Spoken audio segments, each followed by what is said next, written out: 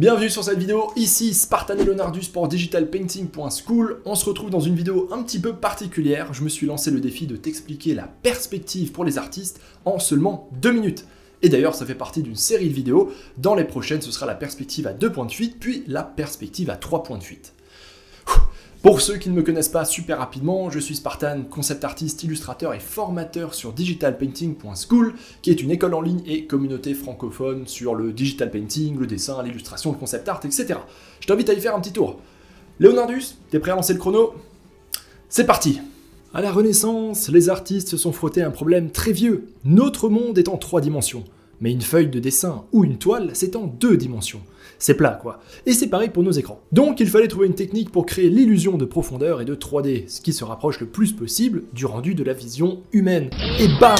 Ça a donné la perspective. Le nom fait super peur alors que dans la théorie c'est super simple. C'est un ensemble de règles à appliquer pour avoir des dessins réalistes et justes. Règle numéro 1, la ligne d'horizon.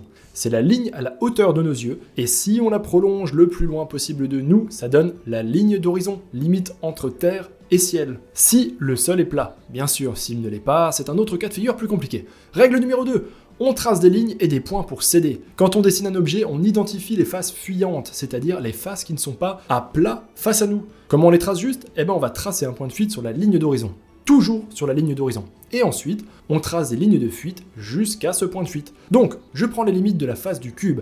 En partant du sommet en haut, je trace une ligne vers le point de fuite et je m'arrête à la bonne largeur de ma face. Je fais pareil pour l'autre point. Je pars de lui, je trace une ligne de fuite, je m'arrête quand j'ai ma largeur. Et si l'objet est droit et parfaitement vertical, alors les 2 points obtenus doivent être parfaitement alignés verticalement. Tu vois, en les reliant, je trace une ligne parfaitement droite. Et je peux fermer ma face. Et j'ai bien les 2 côtés de mon cube qui sont parallèles, bien droites. Comme ça, toutes les faces des objets qui sont parallèles entre elles, comme par exemple les immeubles d'une rue, tu vois, ils sont tous alignés et leurs faces sont donc parallèles. Ou encore les murs d'une pièce rectangulaire, les faces opposées sont parallèles. Bref, toutes les lignes et les faces parallèles vont pointer vers le même point de fuite sur la ligne d'horizon. Et voilà, grâce à ça, on peut dessiner nos objets sans difficulté. Les faces vues de face, on les fait de face, donc pas de difficulté. Les autres qui ne sont pas orientés face à nous, les faces fuyantes, on les fait aller jusqu'à ce point de fuite.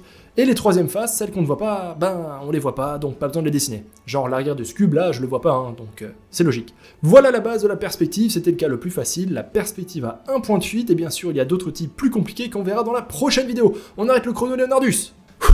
Dans la prochaine vidéo, je t'expliquerai en 2 minutes la perspective à 2 points de fuite, et dans celle d'après, ce sera la perspective à 3 points de fuite en seulement 1 minute. Évidemment, il y a beaucoup plus de choses à dire que ça sur la perspective, j'en parle d'ailleurs de fond en comble dans mes cours de dessin, il y a d'ailleurs plein d'exercices à faire avec, le suivi de formateurs professionnels, etc. T'as le lien sous la description si t'es vraiment super motivé. Et sinon, j'espère que c'était clair, j'attends ton avis en dessous de la vidéo en commentaire, notamment sur ce format un petit peu spécial que j'ai voulu essayer. J'espère en tout cas que ce sera utile au plus grand nombre, et rendez-vous dans la prochaine vidéo. Ciao l'artiste!